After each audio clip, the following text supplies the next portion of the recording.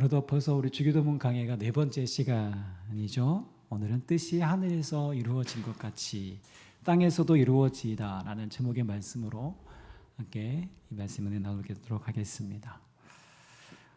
우리가 이전에도 계속 나눴던 것처럼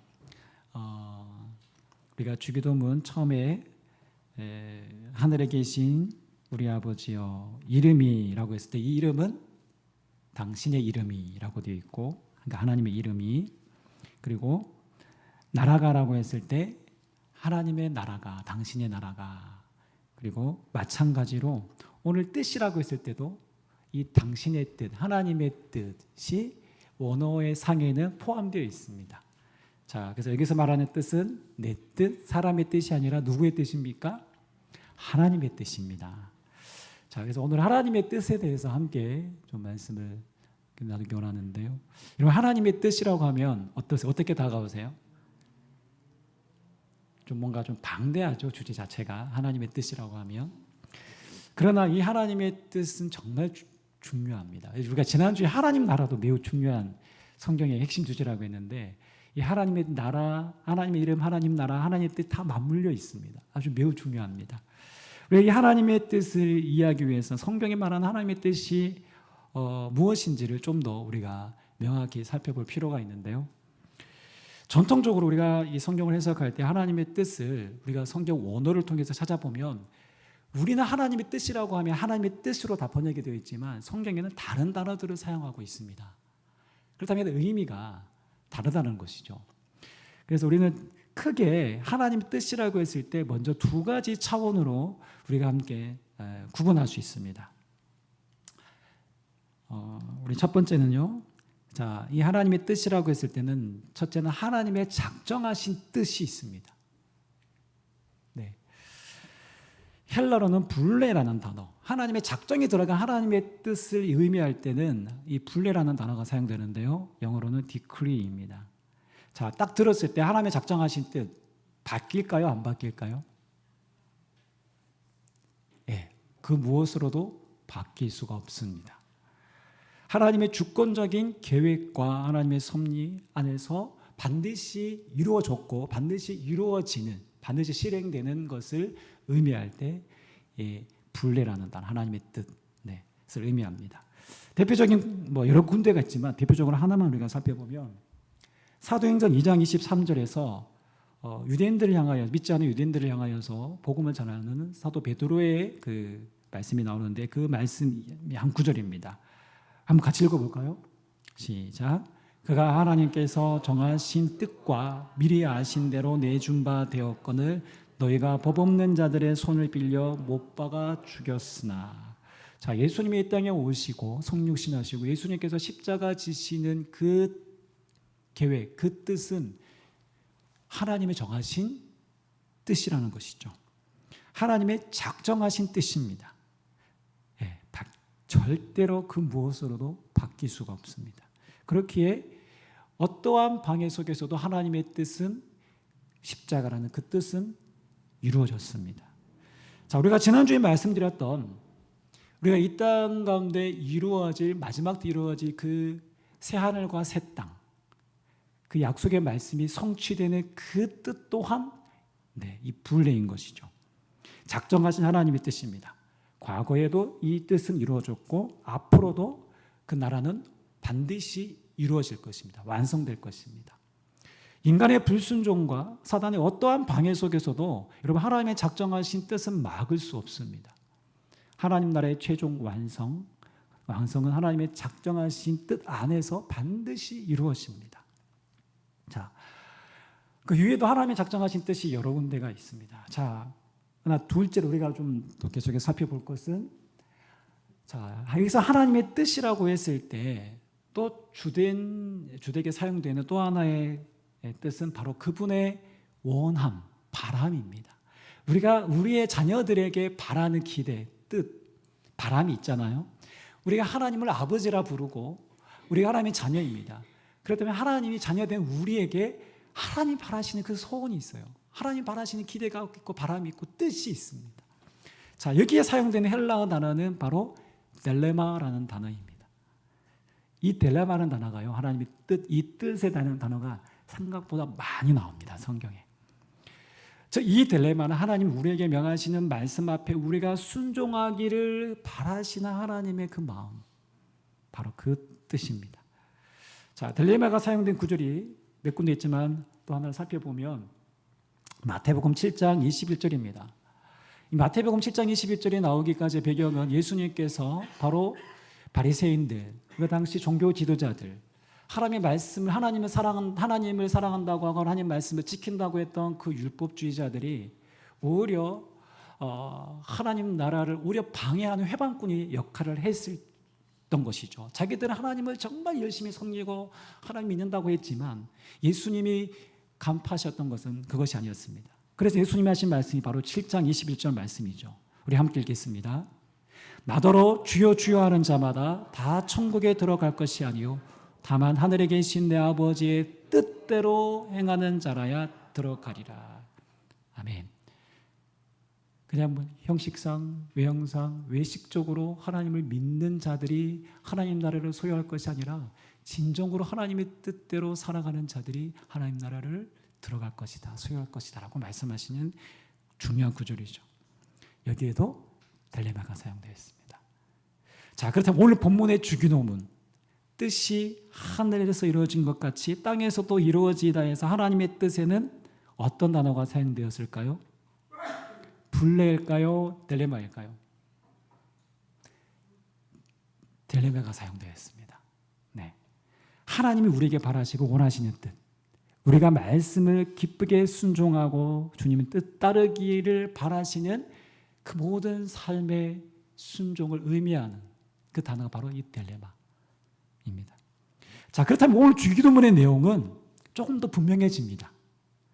뜻이 하늘에서 이루어진 것 같이 땅에서도 이루어지다.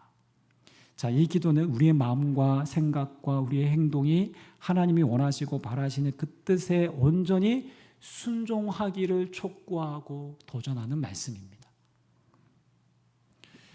자, 그런데 문제가 있습니다. 우리가 하나님의 뜻에 순종하는 것이 여러분 쉬울까요? 어려울까요? 어렵습니다. 결코 쉽지가 않습니다. 크게 두 가지 때문인데요. 첫째는 내 속에 하나님의 뜻보다 내 뜻대로 살고자 하는 죄성, 즉 자기 중심성이 우리 안에 끊임없이 작동하고 있습니다. 또 하나는 이 땅의 죄된 방식과 죄의 세력이 그렇게 만만하지가 않습니다. 여러분, 뜻이 하늘에서 이루어지는 것은 어떻습니까?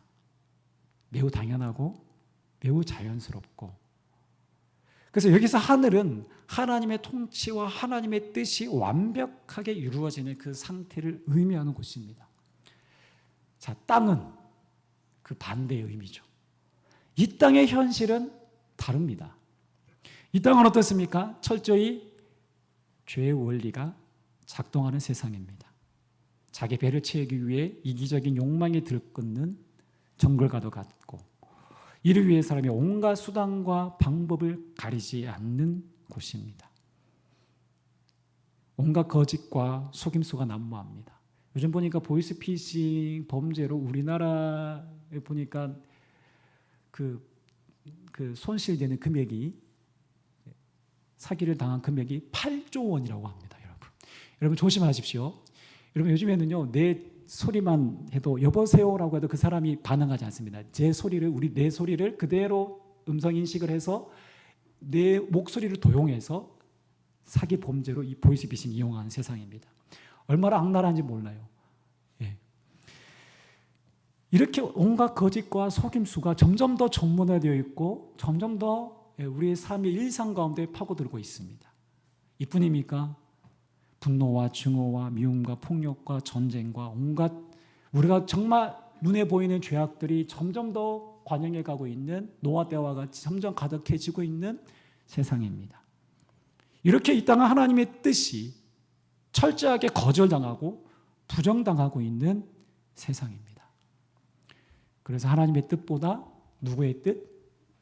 인간의 뜻, 사람의 뜻이 더 중요한 세상, 더 우선시 되는 곳이 바로 이 땅입니다. 그렇다면 여러분, 이 땅 가운데 이런 세상 속에서 여러분이 신앙을 지키고 예수님을 믿기가 쉬울까요? 어려울까요? 네, 여러분 과거를 한번 생각해 보세요. 점점 더 어려워집니다. 여러분 과거 20년, 30년 전만 해도 기독교는 어땠습니까? 제가 어린 시절만 생각해도 그때만 해도 기독교는 부흥기였습니다. 한국교회 안에서 볼 때. 기도원마다 여기 보면 이제 가까운 강남 금식 기도원부터 한화산 기도원, 여기도 기도원이 있고, 저는 지방에 있었기 때문에 거기에도 유명한 기도원들이 있었습니다. 근데 그때마다 기도원에 가면 사람들이 미어 터질 정도로 많았어요. 정말 가득가득했습니다. 막 저녁 밤인데도 불구하고 사람들이 그 은혜를 사모하며 눈물로 기도했던 그 말씀을 듣기 위해서 사모함이 정말 컸었습니다. 부흥회를 하면요, 다른 교회에서 부흥회하면 품앗이 개념이 아니고 정말 그 은혜를 사모하는 마음으로 그 부흥회 가서 집회 가서 그 말씀 듣고 은혜 받고 하나님 만나고 변화되고 그런 일들이 정말 비일비재했습니다. 그때는 그런 말씀 하시더라고요. 저보다 연배가 훨씬 높으신 분, 이제 은퇴하신 목사님이, 내 때는 십자가만 꼽으면 개척하면 사람들이 오던 시대다. 몰려오던 시대다. 근데 지금은 개척하면 힘들 거다. 저보고 예언하더라고요. 실제로 그렇습니다. 여러분 지금 어떻습니까? 기도원이 썰렁하다 못해 문을 닫는 곳이 많습니다. 요 강남 금식 기도원 가보세요. 제가 금요일날 예전에 한번 갔었는데 집회는 하긴도 해요. 근데 저희보다도 인원수가 적어요. 모인 숫자가. 옛날에 강남 금식 기도원 정말 발 디딜 틈이 없을 정도로 사람들이 미어 터졌습니다. 신학교는 어떻습니까? 정원 미달이에요. 저희 교단뿐만 아니라요, 정말 장로교도 감리교단도 지금 신학생들이 텅텅 비어 없어서 학교 운영 자체가 지금 위기 상황에 처해 있습니다. 이제 시간이 지나면 건물만 텅텅 비어 있는 날이. 제가 어제 대전에 내려갔거든요. 장례 때문에 대전에 갔다 왔는데 학교를 잠깐 들렀습니다. 사람이 없어요. 뭐 토요일이어서 그런 것도 있지만 제 때는 토요일 때도 사람이 있었거든요. 정말 썰렁하고요. 요즘은 기숙사도 3명이 쓰는 방을 1명이 쓴대요. 5명이 쓰는 방을 3명이 쓰고, 그런 식으로 학생들이 주니까 교수 월급도 제대로 못 주고 지금 학교도 재정난이 정말 심각합니다. 목회자 지망생이 거의 없습니다. 교회는 어떻습니까? 문 닫는 교회가 생기는 게 현실이고 통폐합하는 교회가 주변에 있잖아요. 신학교를 졸업해서 한동안 목회를 하다가도 사역을 그만두고 내려놓고 다른 일을 하시는 분들도 주변에 꽤 많습니다. 여러분 다음 세대 복음화율은 어떻습니까? 2%도 채 안 됩니다. 지금보다 어쩌면 앞으로 더 걱정인데요. 여러분 교회에 대한 신뢰도는 완전 땅에 떨어져 있습니다. 전도에 보면 이게 실감이 납니다. 여러분 지금은 과거 부흥기를 겪으며 교회가 생동감이 있을 때와는 완전히 다른 분위기입니다. 소위 말해서 탈기독교 시대라고 말하죠. 세속적 가치의 영향으로 사람들은 지금 눈에 보이는 현세적인 것에, 지금 당장 내 앞에 있는 현실이 중요하지 보이지 않는 어떤 영적 세계에 대한 관심이 사람들이 거의 없다고 보시면 됩니다. 이런 분위기에서 우리가 예수 믿는다는 것, 제대로 신앙생활 하기가 여러분 쉬울까요? 어렵습니다. 이런 현실에서 작은 교회로 우리가 이렇게 신앙생활 하는 것도 위축될 수밖에 없어요. 제가 새벽에 기도하면 어느 날은 기도가 잘 될 때도 있지만 어떤 때는 기도가 잘 안 될 때가 있어요. 이 목회자로 산다는 것에 대해서 제 스스로 무력감을 느낄 때도 있어요. 목회에 대한 위축감이 들 때가 있습니다. 여러분 제 마음을 공격하는 사단의 방해가 있다는 것이요 느껴질 정도예요. 그럼에도 불구하고 여러분, 제가 기도하면서 드는 생각이 뭔지 아세요? 아니, 정확하면 하나님이 제게 주시는 마음이 뭔지 아세요? 아들아, 너 이 길 계속 갈 수 있겠니? 너 힘들지만 내가 함께하고 있다. 너 포기하지 마라. 시험에 들지 않게 깨어 계속 기도해라. 당장에 보이는 것에 현혹되지 마라. 결과를 붙잡지 마라. 그러면서 제 마음과 생각이 어떻게 하면 전도가 될까? 어떻게 하면 이 난관을 돌파할 수 있을까? 더 기도하게 되고 더 하나님 뜻을 찾게 되더라고요. 그렇다고 당장 눈에 보이는 변화는 없습니다. 근데 하나님이 뭘 원하시는가 기도하니까 하나님의 뜻에 지금 내가 바로 서고 내가 순종하는 걸 원하시더라고요. 여러분, 이 땅 가운데 하나님의 뜻에 100% 순종한 분이 계십니다. 누구시죠? 바로 예수님이십니다. 예수님은 하나님의 뜻에 완벽하게 100% 순종하셨습니다. 그러나 예수님도요, 그 100% 순종하신 예수님도요, 그 순종하기까지의 과정에 있어서 우리가 생각하는 어떤 속전속결 쉽게 순종하신 것이 아니었습니다. 십자가라는 그 대사명 앞에 우리가 그 마태복음 26장 나오는 그 겟세마네 기도에서 볼 수 있는 것처럼 예수님은 그 순종 앞에 매우 고뇌하셨고 심히 괴로우셨습니다. 인간적 입장에서 보면 예수님도 많이 흔들리셨어요. 우리 한번 마태복음 26장 39절 42절 이 동일하게 이 말씀이 반복되어서 성경에 나와 있는데요. 제가 한번 읽겠습니다. 내 아버지여, 만일 할만하시거든 이 잔을 내게서 지나가게 없소서. 그러나 나의 원대로 마시옵고 아버지의 원대로 없소서. 즉 나의 뜻대로 마시옵고 아버지의 뜻대로 하옵소서라는 기도입니다. 여기서 원대로가 원어에 보면 아까 얘기했던 딜레마라는 단어가 사용되었습니다. 즉 하나님의 뜻, 하나님이 원하시는 그 뜻. 예수님은 고통스러우셨고 흔들리셨지만 그럼에도 철저하게 하나님의 뜻을 붙들고 하나님의 뜻에 순종하셨습니다. 예수님도 하나님의 뜻에 완전히 순종하기까지 어렵고 힘든 순간이 있으셨습니다. 그러나 예수님이 하나님의 뜻에 온전히 순종하심으로 인류를 구원하시고자 하신 원대한 하나님의 뜻이 이 땅에 성취되었습니다. 예수님의 지극히 낮아지심과 십자가에 죽기까지 순종하심으로 인해 오늘 저와 여러분들이 이렇게 놀라운 구원의 은혜와 축복을 받아 오늘 우리가 이 자리에 있는 것이죠. 내 원대로가 아닌 하나님의 원대로, 하나님의 뜻대로 순종하셨으므로 놀라운 이 구원의 역사를 우리에게 허락하신 것입니다. 그렇다면 오늘 우리가 이 하나님의 뜻에 순종하며 이 믿음을 지키고 살아간다는 것, 예수님도 그렇게 힘드셨는데 우리는 더 어렵지 않을까요? 더 우리의 유혹도 많고 더 난관이 많습니다. 여러분, 뜻이 하늘에서 이루어지는 것은 당연하고 자연스럽지만 이 땅에서 이루어지는 그것은 쉽지 않습니다. 아까 얘기했던 것처럼 온갖 죄악이 난무하고 사단의 방해가 극심하기 때문입니다.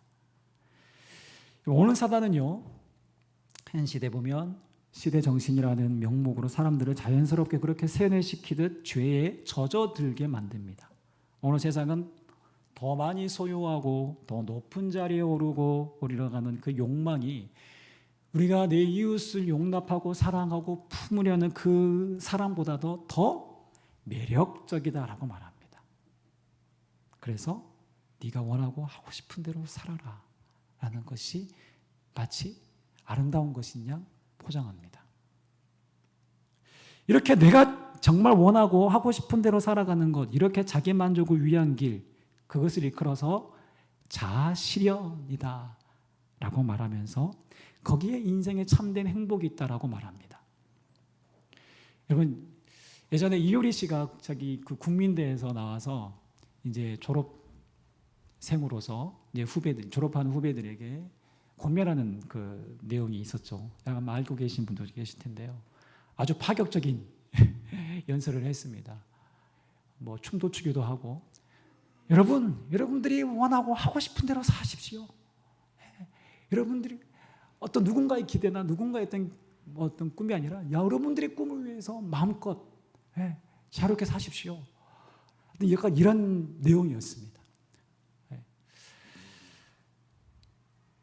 그러면서 그때 한창 유행했던 단어가 있어요. 뭔지 아세요? 욜로라는 단어, 여러분 다 들어보셨죠? 욜로라는 단어는요, You only live once라는 단 한 번뿐인 인생, 지금 너의 행복을 위해 지금 소비하고 즐기라는 것입니다. 그래서 가장 호황기를 누렸던 데가 바로 여행사입니다. 여행사. 이때 여러분, 분명 힘들게 살아가고 팍팍하게 살아가는 우리의 현실을 생각할 때 나를 위한 시간, 나를 위한 보상이 필요합니다. 저는 이것이 잘못되었다는 얘기가 아닙니다. 그러나 문제는 이것이 참된 행복의 기준이라고 말하는 것이 잘못되었다는 것입니다. 하나님 없이 살아도 아무렇지도 않고 내가 주인 되어 살아가는 것이 진정한 행복이다라고 주장하는 사실은 거짓 말이죠. 사단의 속임수입니다. 그래서 하나님의 뜻보다 내가 원하는 방식으로 내 뜻을 고집하며 살아가게 합니다. 오늘 이 시대의 세계관과 가치관이 그렇습니다. 내가 중심이 된 세계, 내 감정, 내 뜻, 내 원하는 것. 그래서 신앙생활도 어찌 보면 우리가 이런 세계관에 영향을 받게 되면 내 필요에 따라서 내 구매에 맞게 내가 원하는 때에 내가 하고 싶은 것만 하고 철저하게 자기 중심적인 신앙생활에 맞춰져 있는 것입니다. 그래서 요즘에 전도도 힘들잖아요. 우리 교회 거쳐간 분들이 꽤 됩니다. 근데 정착하기가 잘 없는데 솔직히 한 번 오는 거는 어찌 보면 쉽습니다. 한 번 예배 참석해 주는 수는 있어요. 그 사람의 권유를 봐서라도. 그런데 매주 예배 자리에 나오기는 힘들어요. 왜요? 내 라이프 생활이 있는데. 나는 등산도 가야 되고, 나는 여행도 가야 되고, 나는 가족도 만나야 되고, 친족도 만나야 되고, 내 친구도 만나야 되고, 이 여가 시간 나는 쉬어야 되고, 내가 하고 싶은 건 내가 원하는 대로 되는데 이게 걸림돌이 되는 거예요, 신앙이. 철저하게 자기 중심이 된 이 사회 속에서 복음적 가치를 설명하고 이 복음대로 살아간다는 것은 믿지 않는 사람들에게는 어찌 보면 그들의 세계관에서 보면 불가능에 가깝습니다. 그래서 매주일날 이렇게 예배 나오는 여러분들이 보면 신기하다라고 얘기할 수도 있어요. 그래서 신앙생활하기가 쉽지 않습니다. 이 시대는. 사실 우리는 날마다 이렇게 세상의 가치관과 충돌하고 우리 내면의 이기심과 씨름하며 또한 우리는 살아가고 있지 않습니까? 때로는 이게 정말 옳은 길인가 하는 의문이 들기도 합니다. 또 하나님의 뜻을 따르려고 할수록 그것을 방해하는 악한 세력들도 그 공격도 경험하기도 합니다.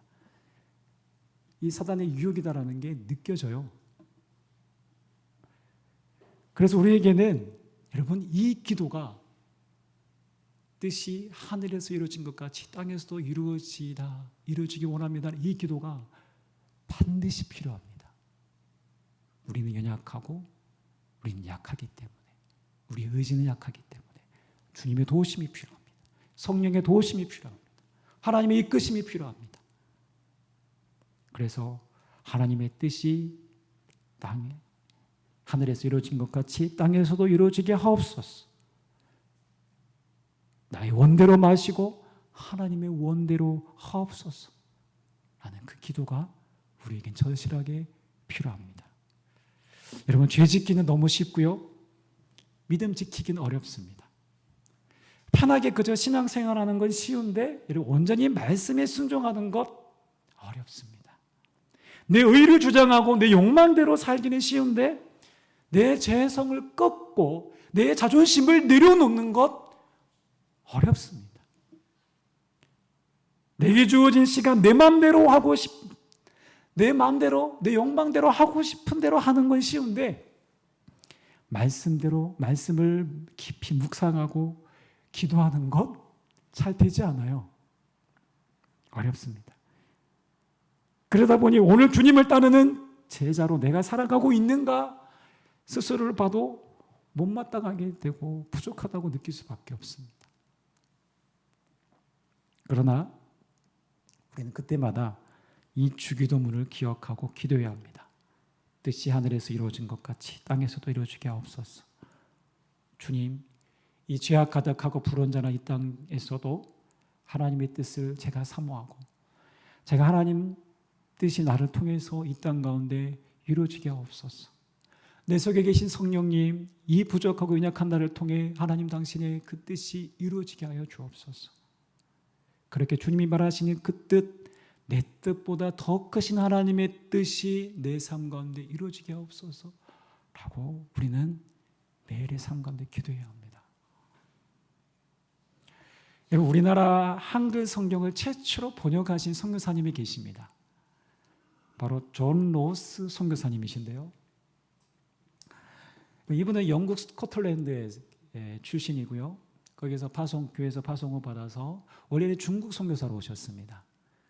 근데 이제 오셨는데 아내분이 돌아가시고 여러 가지 어려움과 역경을 겪으셨고, 근데 이제 중국에서 사역하기가 참 어려운 상황이었는데 마침 한국의 상황을 이 토마스 선교사님이 그때 이제 순교를 당하시죠. 영국 토마스 선교사님이 그 대동강에서 그냥 뭐 그 강도 건너지 못한 채 죽음 당하시고 성경만을 이렇게 남겨준 채 그렇게 이제 죽으시는 그 소식을 듣고 누군가는 그 땅에 들어가야 되는데 하는데 들어가기가 쉽지 않습니다. 그때가 우리나라가 쇄국 정책, 문호를 개방하지 않았을 때이기 때문에 미국이나 여러 서양 선교사들에 대해 철저하게 거부당했던 그런 시대였습니다. 그때 이분이 한국에 대한 상황을 듣고 이분이 만주에서 이제 우리나라 상인들, 한국 상인들이 중국으로 이렇게 넘어오는 그 상인들에게 만나면서 이분이 성경을 그들 통해서 한국어를 배웁니다. 한국어를 배워서 거기서 내가 못 들어가지만 니들에게 복음을 전해야 되겠다. 그 방법이 하나가 성경을 전해주는 거겠다. 그 당시 우리나라 우리말 성경이 없었거든요. 우리말 성경을 최초로 번역하신 분이 존 로스 선교사님이십니다. 이 존 로스 선교사님을 기념하는 교회가 스코틀랜드 에딘버러라는 곳에 1747년에 세워졌는데 거의 아직 300년 가까이 된 교회입니다. 아주 오래된 교회죠. 근데 이 교회 성도가 몇 명인 줄 아세요? 0명입니다. 0명. 영국 교회 현실이죠. 이 교회가 요가 클럽으로 넘어갈 수밖에 없는 그런 상황이었습니다. 유럽의 교회 건물들이 대부분 많이 그렇죠. 박물관이 되고 술집이 되고 나이트 클럽이 되고 카페가 되고 실제로 영국 가보시면 아마 그 현장을 볼 수가 있습니다. 근데 이제 이 소식을 우리나라 이제 부산의 한 노회 어떤 목사님이 듣고는 너무 안타까운 거예요. 이 존 로스를 기념하기 위해 세운 그 교회인데 이 교회가 요가 클럽으로 바뀐다니 참 너무 안타까운 거예요. 그래서 이 소식을 한국에 전하고 그때 한국 목사님을 파송하기로 결정하고 그 가운데 젊은 목사님 한 분이 헌신을 합니다. 순종합니다. 바로 박준수 목사님이라는 분인데요. 작년에 2025년 작년 4월에 이렇게 파송을 받아 성도 한 명 없는 이 목회지의 담임 목사로 청빙이 되었습니다.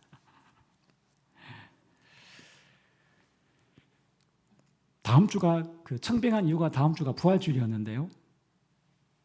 성도가 아무도 없이 혼자 예배드렸습니다.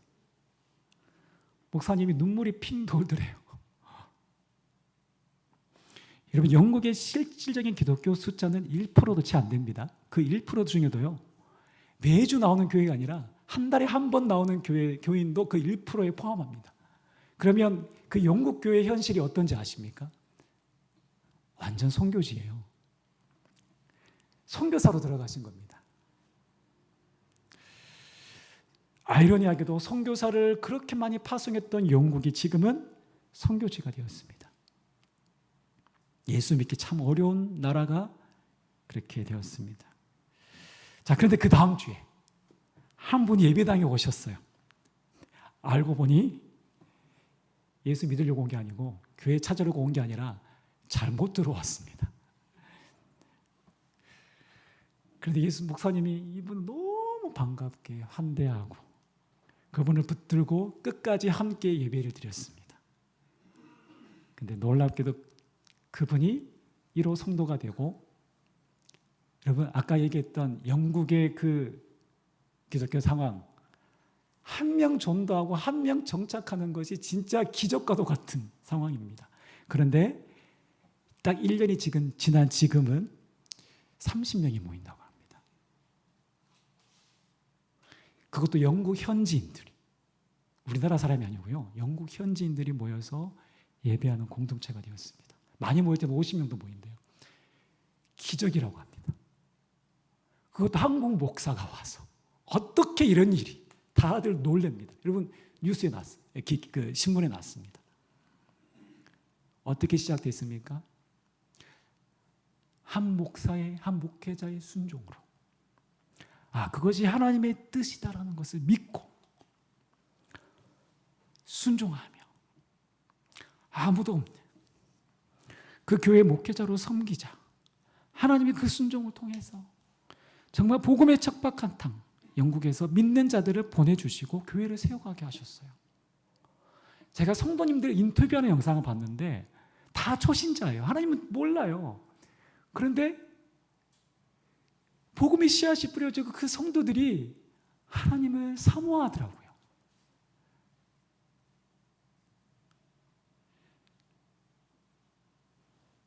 제가 그 영상을 보면서 하나님은 그렇게 하나님의 뜻에 순종한 한 사람을 그렇게 들어 사용하시는구나. 하나님 순종하는 그 사람을 찾고 계시는구나. 하나님이 그 순종을 참 기뻐하신다는 마음이 들었습니다. 여러분, 뜻이 하늘에서 이루어진 것처럼 땅에서도 이루어집니까? 아멘입니다. 지금도 이루어집니다. 누구를 통해서요?